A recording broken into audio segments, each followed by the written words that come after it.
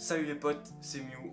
J'ai un nouveau décor, on passe directement là-dessus, j'ai plus de place, plus de lumière, plus de son, normalement tout va mieux pour la vidéo. On va pouvoir travailler dans une meilleure qualité, vous et moi, donc c'est carré. Normalement, ce qui m'a été reproché entre guillemets dans la première vidéo, c'était manque de lumière, manque de schéma et manque de son. Normalement, j'ai la place pour mettre un schéma ici, un schéma ici, peut-être un schéma au-dessus de moi quand c'est tout petit, et vous m'entendez beaucoup mieux. Et normalement la lumière, j'ai un spot qui est juste là-haut, donc normalement ça devrait le faire, ok? On va passer sans plus attendre à la deuxième vidéo de cette chaîne. Ok, du coup on va passer sans plus attendre au thème de cette nouvelle vidéo.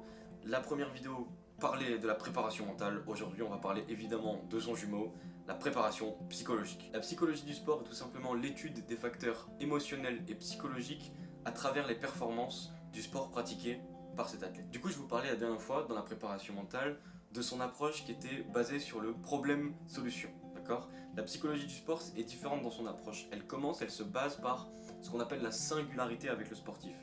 Cette singularité, elle va se transmettre à travers 6 critères que je vais vous donner tout de suite. Le premier point est bien évidemment le contexte sportif. Quel sport votre athlète pratique, à quel niveau il le pratique, c'est des données qui sont extrêmement importantes pour le travail du psychologue. Le deuxième point, évidemment, le contexte relationnel, comme pour la préparation mentale, c'est deux points qui se rejoignent sur ça. Je ne vais pas revenir dessus en détail, on l'a déjà vu dans la première vidéo. Le troisième point est évidemment le contexte affectif, différent du contexte relationnel, on vous expliquera pourquoi en suite de vidéo. Le quatrième point est le contexte environnemental de l'athlète. Très important à comprendre aussi, il faut savoir dans quelles conditions il s'entraîne, combien de temps par semaine il s'entraîne, combien d'heures par semaine il s'entraîne, etc., etc. Il est important aussi pour le psychologue du sport de s'investir à propos de la construction personnelle de l'athlète et de l'accompagner dans son développement. Et bien évidemment, un psychologue se doit de comprendre les enjeux compétitifs de la carrière de son sportif. On ne va pas accompagner de la même manière quelqu'un qui joue en ligue nationale ou en ligue mondiale. On va parler maintenant de la différence entre la posture du préparateur mental et la posture du psychologue du sport. Premièrement, comparé au préparateur mental, le psychologue du sport se doit d'être absolument impartial dans une neutralité totale avec son athlète. Cette neutralité totale se base évidemment sur les résultats.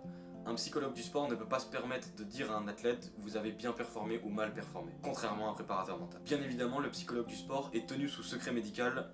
Au-delà de la neutralité, il faut donc la confidentialité. On va maintenant parler tout simplement de l'approche différente de la psychologie du sport qui est, vous le verrez, quelque peu changeante par rapport à la préparation mentale. Vous le savez sûrement, il existe plusieurs types de psychologie et que ces trois approches sont utilisées 99,9% du temps par tous les psychologues du sport. Ces trois psychologies sont évidemment la psychologie sociale, la psychologie cognitive et la psychologie clinique. Voilà pour les différents types d'approches. On va utiliser donc ces trois types de psychologie pour approcher, mais dans quel but? Évidemment, on va essayer d'obtenir des résultats à un moment. Ces résultats se traduiront par des bonnes méthodes. Et les bonnes méthodes, on va les voir tout de suite. Je vais vous donner les 5 plus connus. Le premier est évidemment très classique. Quand on pense à un psychologue, on pense à la discussion. Le premier, c'est évidemment la parole. Il est important que votre athlète se confie à vous, vous parle, afin de pouvoir développer une relation. La deuxième méthode sont bien évidemment les exercices. On l'a vu dans la première vidéo, l'imagerie mentale, les psychosomatiques, tout ce genre de choses sont des exercices. Le troisième point,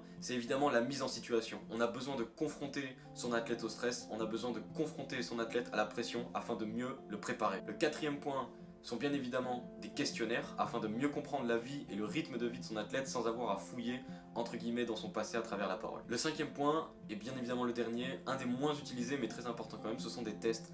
Il n'est pas rare que des psychologues du sport utilisent des tests de personnalité notamment. Quand on parle de mal-être psychologique dans sa vie, on parle par conséquent de psychopathologie. Aujourd'hui, je vais vous donner les 6 psychopathologies les plus courantes dans le monde du sport. Le premier, c'est évidemment quelque chose qui peut toucher énormément de gens et notamment les sportifs de haut niveau, c'est évidemment la dépression. Avec le manque de résultats, avec le manque d'entraînement, avec plusieurs blessures enchaînées, il n'est pas rare malheureusement que des sportifs de haut niveau arrivent en dépression. La deuxième psychopathologie est bien évidemment un trouble du comportement alimentaire.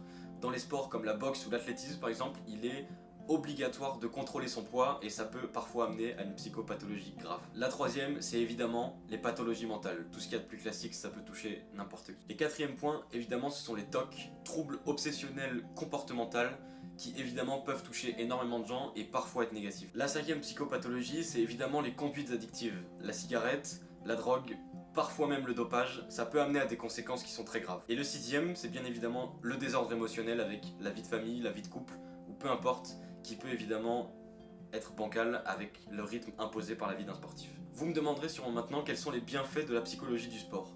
Comme pour la préparation mentale, la psychologie du sport a des bienfaits qui sont propres à elle. Le premier, c'est bien évidemment la construction personnelle, le développement professionnel si vous préférez. Le sportif peut prendre confiance en soi, le professionnel peut grandir, le professionnel peut évoluer. Toutes ces choses-là peuvent être amenées par la psychologie du sport. Le deuxième, c'est bien évidemment le bien-être du sportif. Le troisième point, c'est évidemment l'harmonisation des relations. Le psychologue du sport peut intervenir pour pérenniser les relations sociales et le couple potentiel du sportif à travers toutes les méthodes qu'on a vues juste avant. Et le quatrième point, c'est bien évidemment la connaissance de soi. Faire appel à un psychologue du sport peut permettre de mieux se connaître au fur et à mesure du temps, des semaines, des mois ou des années. Je vais maintenant parler d'un tabou entre guillemets de la préparation psychologique et de la psychologie en général. La psychologie, premièrement, n'est pas utile qu'en cas de problème. Il est tout à fait normal et logique d'aller voir un psychologue quand on va bien. Ce que beaucoup de gens peuvent penser, c'est que aller voir un psychologue est un aveu de faiblesse. Ce n'est pas le cas du tout. Au contraire, aller voir un psychologue, aller voir un professionnel pour s'en sortir ou pour corriger ses fautes, c'est un aveu de force et de maturité, puisqu'on arrive à se rendre compte de ses problèmes. Je vous l'ai dit à travers le deuxième point, un des avantages, et pour briser un tabou de cette psychologie, on va voir un psychologue dans une démarche d'amélioration personnelle. C'est donc extrêmement positif et pas péjoratif. Et évidemment, le quatrième point, on peut aller voir un psychologue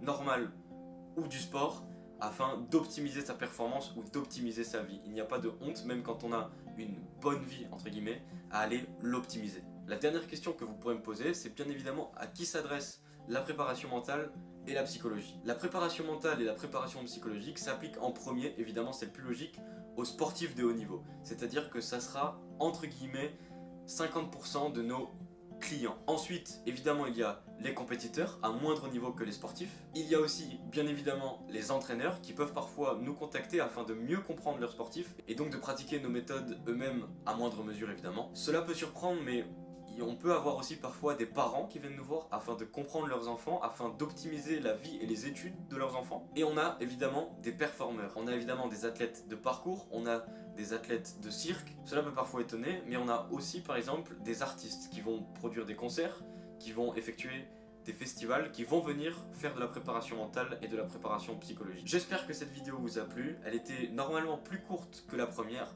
On a fait le tour, vous avez toutes les bases qu'il faut maintenant pour arriver dans cette chaîne et être serein et comprendre les termes que j'utiliserai. C'est pour ça qu'il me tenait à cœur de faire ces deux vidéos.